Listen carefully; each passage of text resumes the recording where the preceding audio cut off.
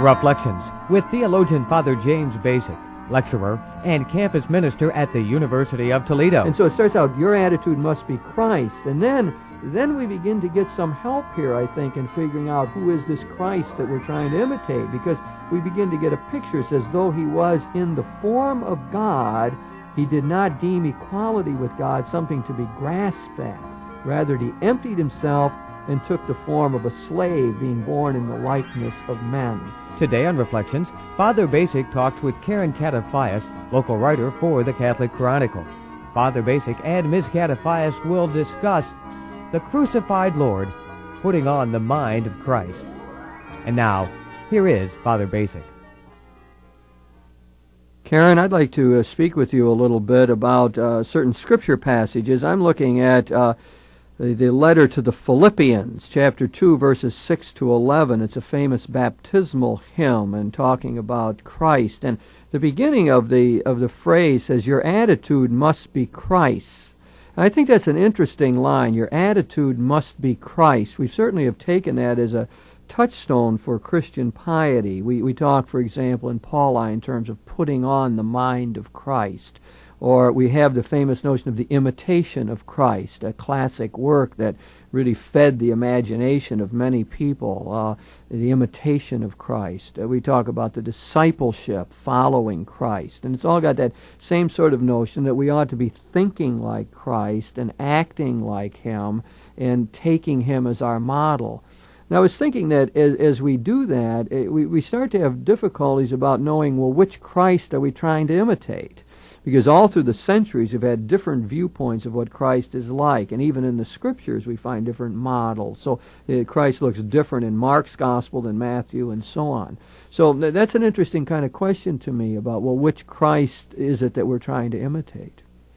Does that suggest any thoughts to you at all? First of all, the motif of putting on the mind of Christ, I mean, that certainly is what we take as our Christian ideal, isn't it? I mean, that's how we try to think of it anyway. We'd probably all say we don't live up to that, but putting on the mind of Christ is a good way to think of the Christian life. Mm-hmm. Yes. I think in terms of being Christ to others, I think that's a phrase that sometimes can inspire us in our relationships with others, acting in compassion as Christ acted in compassion with other people. Mm-hmm. Yeah, so that's right. So like he treated people, that's how we would like to do it as well. Yes. And then I was thinking, Karen, that part of the problem with that is that we end up with a lot of distortions. I mean, it's easy to get off the track. We've seen that throughout all of history. One of the early problems in dealing with Christ was what they called the Gnostic tendency.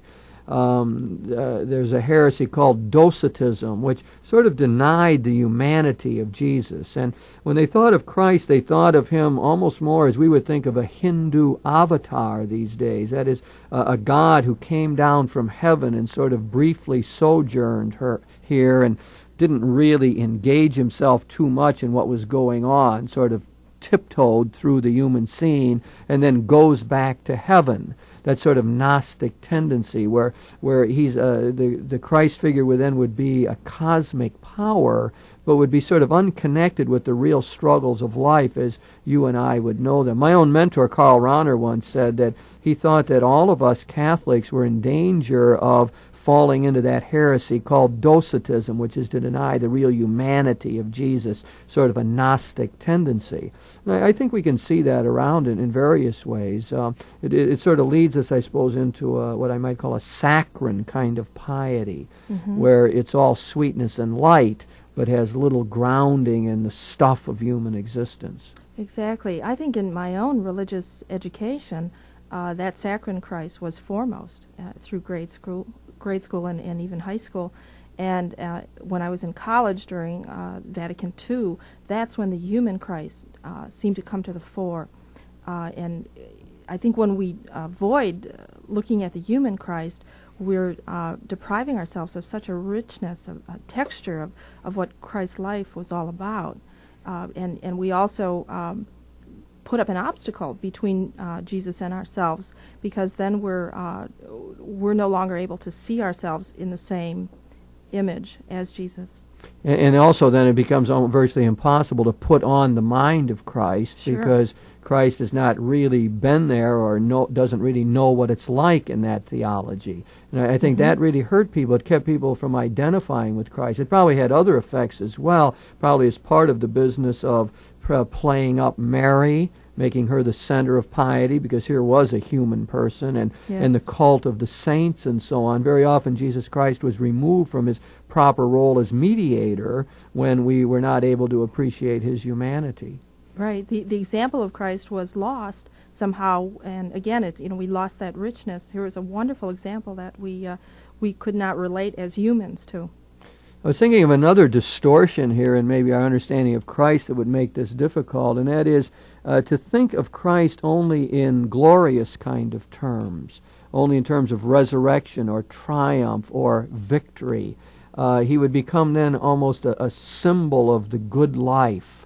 People who follow Christ and put on the mind of Christ then make it in the world. We have a sort of a gospel of wealth that has been part of our American tradition, the notion of the wealthy people who have made it and have looked back, and it's been because they have put on the mind of Christ, because they've followed Christ's principles and so on. Therefore, they have been rewarded, and everything is great and glorious, and they feel as though this is sort of coming to them. They've exemplified the earthly value of putting on the mind of Christ.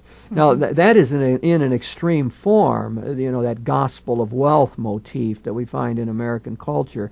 But I wonder to what degree it can be at work in the average person's consciousness of Christ, as though if I really followed Christ, then everything would flow smoothly for me. It's almost like Christ would come and work miracles to make it all work properly for me. Sure. I think that expectation is at the heart of most of us, that if we are good people, then we should be rewarded some way, or at least we should be safe from some of the worst tragedies that life can befall us. And I think that really does get us in trouble eventually, because people who think like that and then have to deal with the tragic dimension of life very often are in difficulty faith-wise then. I mean, it becomes almost impossible to believe in God and Christ because they've let you down. The whole expectation you've had that if you are a follower and have put on that attitude of Christ that things will go well has fallen apart, and you're sitting there saying, but I did my best, or I was a good person, or what did I do wrong, or why has this befallen me? And I think then faith is often shattered, and people have to try to pick up the pieces. Rabbi Harold Kushner wrote a book called When Bad Things Happen to Good People, precisely to answer that question, that dilemma that many people face when tragedy strikes them. Why me? I was a good person. And he makes a point of saying he doesn't say why bad things happen to good people, because he is not clear that he can offer an answer, but he says when bad things happen. Yeah, and that becomes, there's a proper reticence, it seems to me, that Rabbi Kushner has shown, because ultimately those things are a mysterious matter. But what gets distorted is the attempt to use the religion in order to buttress our own cultural expectations or our own psychic needs. That becomes always the problem. Christ can be used for anything and has been used throughout history. Christ can be used to baptize wars and to defend slavery and to be on the side always of the particular nationalistic interests. And to oppress women. Yep. Indeed, and you could make a strong case for that, Karen. And if you got off on that, you could probably really run with it. Probably do that, yes. Yes, indeed. And but you can see all the examples. I suppose all the oppressions throughout history could be seen that way. So what I'm finding this interesting in terms of the linkage between heresy and practice. In other words, when we get the theology wrong, when we misunderstand who Christ really is, then it isn't just that it's one more theory thrown out there that happens to be mistaken or off the mark or not in accord with the authentic gospel message, but it becomes a factor in social life. It becomes a buttress for some sort of oppression or inequality or injustice in the world. That's right. Yes, I see that as well. Yes. So let's. So we're looking at it. We're starting out with Philippians chapter 2, verses 6 to 11. I'm saying Philippians and not Paul's letter to the Philippians because there's always been a lot of dispute about whether he really wrote those later epistles like that or not.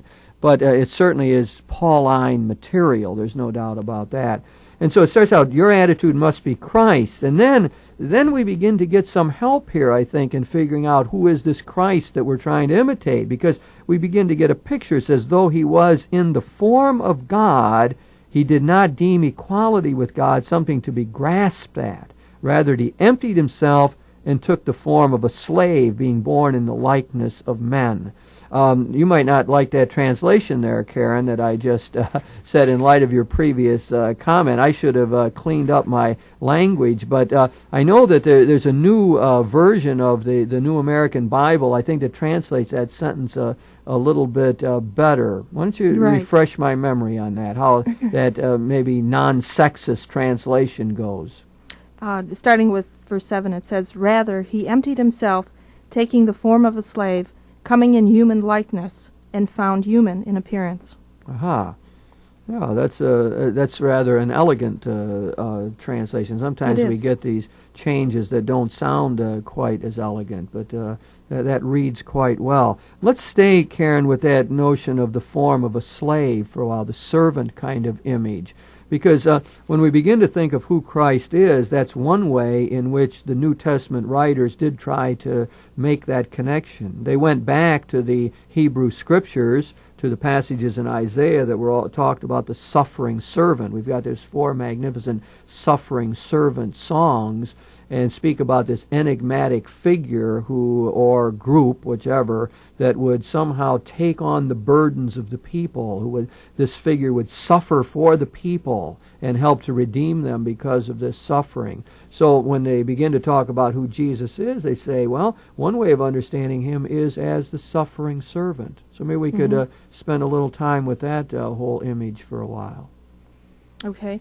Yeah, certainly the images from Isaiah prefigure Christ in wonderful ways and very inspiring ways, I think. Words like, I have not rebelled, have not turned back. I gave my back to those who beat me, my cheeks to those who plucked my beard. My face I did not shield from buffets and spitting. Yeah, I mean, that is strong imagery, isn't it? That's from the 3rd suffering servant song there. That's Isaiah chapter 50, verses 4 to 7. Which is often connected in with this Philippians reading, chapter 2, verses 6 to 11. And those are striking images that I've not rebelled, not turned my back, gave my back to those who beat me. I think anybody who would read that would begin to think of the Passion accounts, right? Yes. My cheeks to those who plucked my beards, my face I did not shield from buffets and spitting. That certainly is imagery that connects in with the passion of Jesus Christ. And not by accident, because the New Testament writers clearly went back to those suffering servant songs as a means of interpreting who Christ really was and how you did put on the attitude of Christ. I think that's an important general point to keep in mind, that we always do that. We always have to have a frame of reference. We all go back to stories in our past, or part of the folklore or the cultural narratives, and try to bring them into the present to make sense out of our current experience. And I think clearly the New Testament writers did that, very influenced by passages like Isaiah 50 that talk about the suffering servant. Yes, right. As a way to understand Jesus in a richer way and within his cultural history. Aha, very good point, yes, because that does place him exactly there, doesn't it? We're dealing with a Jewish man with the Israelite origins, and Jesus surely himself tried to achieve a self-understanding in terms of those Hebrew Scriptures. Yes. He used figures out of the Hebrew Scriptures to explain who he was to people. Now, Karen, I was thinking that this servant motif has great relevance for us today, of course. We're beginning to talk about put on the mind of Christ. Then we're saying something like, hey, you're supposed to be a servant. That'd be a good thing for people like me to remember, who a priest who exercises a leadership role in the church, that we are to follow Christ, not the Christ who lorded it over, but the Christ who was the servant. That's right. And, if we go back to Philippians, it says that it was thus that he humbled himself.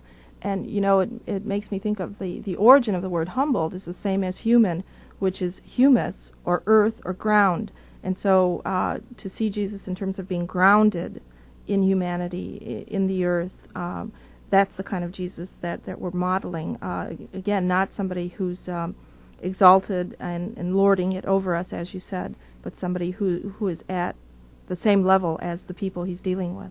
I like that earthy image there, the earthly one. We often speak about that earthy people, and I think in many ways they often do model Christ in a way, and I think that's important to remember how much he was in touch with the ordinary and had a feel for the common person and was able to speak easily with people who were of the lower classes. That wasn't by accident either, since he himself had no place to lay his head and knew what poverty was all about and what hard work was all about. So here we have one who was able to identify with those who were down and out. We get the famous scene in the at the Last Supper where Jesus kneels down and washes the feet of his disciples. That's one of the interesting things about the liturgical revival, where on Holy Thursday night we have the washing of the feet, and where we read the gospel from John that talks about him washing the feet of his disciples. Sometimes people wonder, well, what's that got to do with the whole business of the Eucharist? But from the viewpoint that we're trying to bring out here, it's got a lot to do with it. In the Eucharist, we take on Christ, we receive Christ, and it helps us put on the mind of the Christ who was the servant, who knelt down and washed the feet of his disciples. That's right, that's right. I also think of the beginning of the account of Mark's Passion, where Mark writes that Jesus was in the home of Simon the leper. And, I guess I thought of a leper in 30 A.D. as being comparable to an AIDS victim today, and Jesus dealing with somebody, being in that person's home and eating dinner with that person. That is, being as earthy as one can think of. Indeed, yes. And I think you've properly said, made a good comparison with the leper. I think the AIDS victim today would be, right along that line. It's an interesting little tidbit out of the gospel there I hadn't really thought of. That takes us to the Passion account of Mark. We find that in the 15th chapter of Mark, or maybe even earlier there. I'm not remembering exactly. But the whole Passion account in Mark's gospel is often seen as is connected in with this Philippians passage, that chapter 2, verses 6 to 11 that I've been talking about here, as almost a commentary on it in a way. And we might move in that direction, Karen, by looking again at that Philippians. It said he was known to be of human estate, and it was thus that he humbled himself, the line that struck you, obediently accepting even death on a cross. Now that is, many people think that what Paul did here was take a previous hymn, a baptismal hymn, and insert this line about death and death on a cross. And here we got, of course, the real earthiness brought down. I mean, the low estate. I mean, how low are you going to get to be despised as a criminal and executed as a revolutionary? An innocent man brought low. There is no more comeliness in him, no more beauty. All of that is taken away. So I think we need to look again at this idea of the cross. So to keep in mind our theme here, what we're talking about is put on the mind of Christ, and we said, well, that would mean to be a servant, but it would also mean to go to one's death obediently, open to God's will. Now we're getting into really some heavy stuff, I guess. That's right. Do you want to comment at all on that, Karen, and the cross idea and the way Mark plays that out in his Passion account at all, or? Well, one thought is just that Jesus' humbling himself led inevitably to the cross. And I think we need to reflect on that more, that if we live the life Jesus did, there's a good chance that we'll be rejected, despised, sometimes by people in power, avoided, put down, criticized, belittled, scorned, mocked, and so on. But if we realize that that's just part of the context, if through death comes rebirth and resurrection, then we see the whole picture. And that, I think, inspires us to keep on living with the mind of Christ.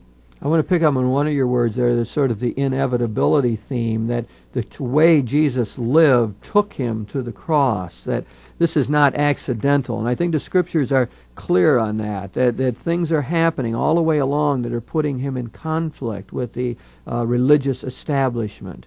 and that the cross doesn't come out of the blue, especially in Mark's Gospel. Jesus is the hidden Messiah, the suffering one. And the people do not understand him, and it is clear that he is being rejected by the religious leaders. And so you get this whole idea that it's the way he lived that brought him to this. It was because he was faithful to his ideals that he ended up being crucified. It was because he wouldn't back down on the cause of the kingdom that he ran afoul of the religious authorities. So I think that's really important. The cross is not arbitrary. The passion and death of Jesus isn't, oh my, how did this work in? But in the Gospels it's portrayed as being almost a pattern of the life of the suffering servant. That's right. It is the inevitable result of living that way. Yes. Yeah.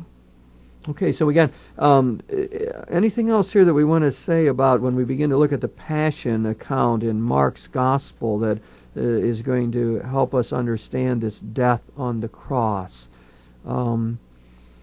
A number of things come to mind. The whole image of Gethsemane is very strong for me, and I think I see that in maybe three different areas.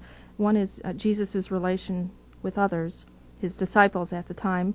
Secondly, his relation with God, and then thirdly, his total acceptance and surrender into what will eventually be his death, accepting the suffering to come. Just to talk about with his disciples, Jesus calls on his disciples for some support, but realizes in the process, as he keeps going back and seeing them asleep, that he is ultimately alone. He's isolated in a sense. Only he understands what he's going through. And the disciples, I find them an interesting contrast to Jesus' attitude, which is to totally accept the suffering that he's about to undergo. The disciples sleep as a form of denial, almost an escape. An escape, yes. Yeah. But I think when Jesus sees his own isolation, he does what he had done often in his life. He turned to God. He withdrew to pray to God.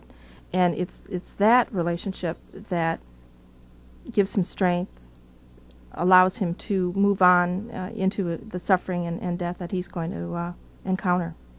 Good. Did you finish that? I mean, I like the way you're developing that whole idea there. So the Gethsemane theme is helpful in understanding what the cross is all about. Right. So you got the theme of isolation in there, which clearly, I mean, boy, you have Jesus on the cross. I mean, everyone's fled from him and betrayed by his own closest circle of friends, and I mean, the isolation of that is immense.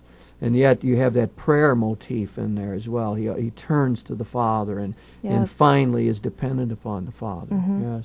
I guess, I don't see that as a negation of the need for support from other people, because I don't think Jesus criticized in his remarks to the disciples. It was almost a matter of stating reality. The flesh is weak.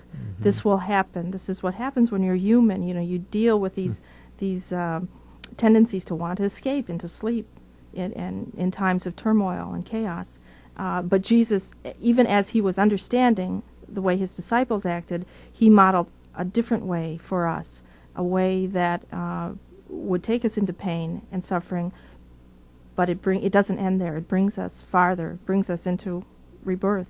That's really well put, Karen. I was just reflecting on how I read that passage in Mark's Gospel, and the spirit is willing, the flesh is weak, and that whole idea of sleep on now and so on. I mean, I think as you were saying that, I think I must read that the same way, that Jesus isn't so much angry and yelling at them, but it's sort of a matter of fact kind of thing. That's the way I've tended to interpret it. And I think what we need to do, Karen, is pick up on the last point that you suggested, that all of this is not gloom and doom. These are not morbid thoughts to talk about being the servant and going to the cross, because the Philippians passage goes on, as a good summary ought to, because of his death on the cross, God highly exalted him and bestowed on him the name above every other name, so that at Jesus' name every knee must bend in the heavens and on the earth and under the earth, and every tongue should proclaim to the glory of God the Father, Jesus Christ is Lord. So here we get a magnificent result the glorification that's involved in the death of Jesus, the resurrection, the key to the whole thing. You can't understand the passion and death accounts, can't understand this Philippian hymn without seeing the resurrection. Mm-hmm. But I think it's so important not to gloss over the point at which Jesus seemed to be struggling with the unknown and not getting much consolation, even in his prayer.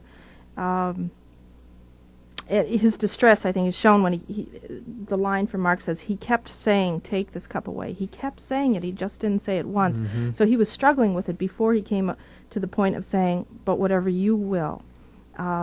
So that to me is a very human kind of response. To throw yourself into the unknown is frightening, and it's not always easy to do that. And pain is very difficult to endure. But the only way through pain or beyond pain is to go through it and go in it. I think that both Paul and Mark would be, the passages we're talking about, would be pleased at your comment. We can't gloss over the pain, over the cross. That's surely part of what they are about. Mm-hmm. So, go ahead. Oh, okay. I'm just thinking, in terms of talking about this in surrendering to God's will. And, I think of like the third step in 12-step programs is I made a decision. Like AA you're talking about. Yes, right, yeah. like AA is I made a decision to turn my life and my will over to the care of God. And to me that's what Jesus is doing at Gethsemane. He starts out resisting reality, resisting what is inevitable, what's going to come. And then he comes to the point of surrendering. And there's a great sense of, I think, strength in surrender, in that kind of surrender. And in fact, then we see that guaranteed in the resurrection. The resurrection becomes the symbol and sign of that submission, that emptying leads to a fullness. That's the paradox of the gospel. Karen, yes. we don't have a lot of time. I know you have a lot more ideas on the passion and death of Christ here and so on, but we have to sort of pull this together. We've been talking about putting on the mind of Christ.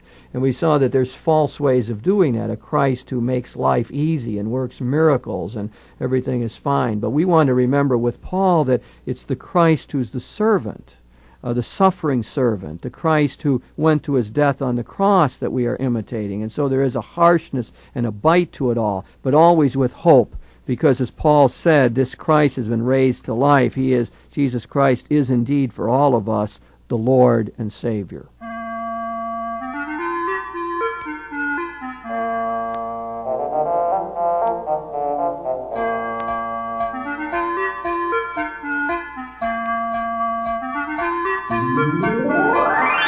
You've been listening to Reflections with theologian Father James Bacik, lecturer and campus minister at the University of Toledo. Today, Father Bacik talked with Karen Catafias, local writer for the Catholic Chronicle. The topic of this week's Reflections was the Crucified Lord, putting on the mind of Christ. If you have any comments on today's show or suggestions for future programs, please write Father James Bacik, Catholic Campus Minister, 2086 Brookdale Drive, Toledo, Ohio, 43606. Funding for this program was provided by the Catholic Communications Commission of the Diocese of Toledo.